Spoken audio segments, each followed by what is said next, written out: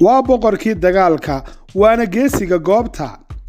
waxaa lagu qabsaday qaarado dhisan guud ahaantood, maantase waa mid aan la jaan qaadi karin dunidan casriga ah. barnaamijkeenna waxaynu ku eegi doonaa taariikhdii iyo guulihii uu ka geystay adduunka qarnigii ugu dambeeyey. waa taangiga milatariga ama kaaraha dagaalka. waa xaaji mubaarak oo idinla ku soo dhowaada Hanaqaad Media.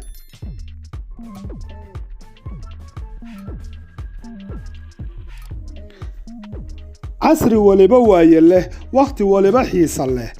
maanta haddii aynu ka hadlayno seefo, warmo, gamuun iyo wixii la mid ah, waxaynu isla qiraynaa goob dagaal in aanay waxba ka taraynin, laakiin madxafyada lagu kaydiyo taariikhda iyo buugaagtii sheekooyinkii hore ay ku qoran yihiin.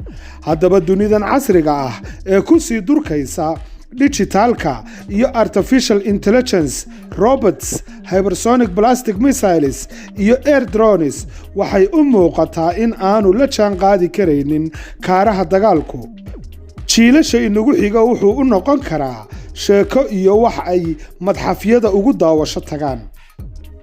marka laga hadlayo taangiga, waxaa la isla waafaqsan yahay in uu la bilaabmay dagaalkii koowaad ee adduunka kadib markii la soo saaray gawaadhida gaashaaman iyo kuwa ciidamada daabula ayaa la xaqiiqsaday in la ikhtiraaco kaaraha ama taangiga. dunidu waxay gashay casri makaanig iyo isku birtumasho ah. taangigii ugu horreeyay waxaa la soo bandhigay 6 Sebtembar 1915. taangigan oo loo yaqaanay Little Willia ama wiilayaagii yaraa ayaa loogu soo bandhigay England. wuxuu ahaa mid laydh la'aan ah oo habeenkii aan dagaalami karaynin. miisaankiisu wuxuu ahaa 14 tan, halka uu 2 mayl oo keliyaata socon karayay saacadiiba. intaa wixii ka dambeysay waxaa si gooni iyo isku mid ah u soo saarayay boqortooyada Ingiriiska iyo Faransiiska.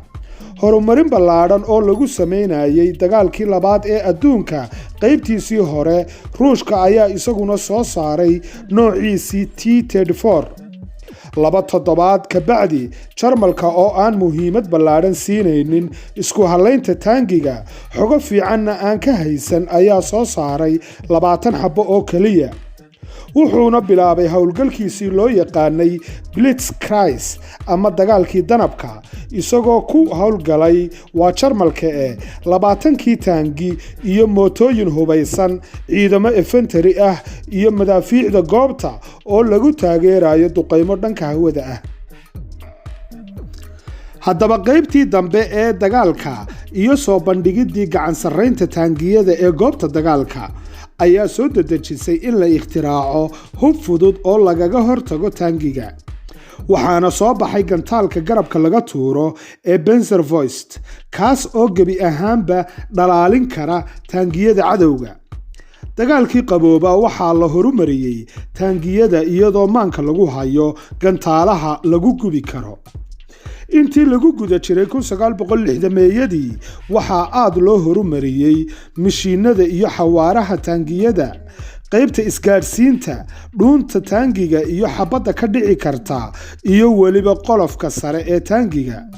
si kasta oo loo horumariyo, waxaa kolba is-hortaagayay taangiga iyo inuu si madax bannaan u dhex goosho goobta dagaalka waa gantaalaha RPG oo iyaguna garabka laga tuuro.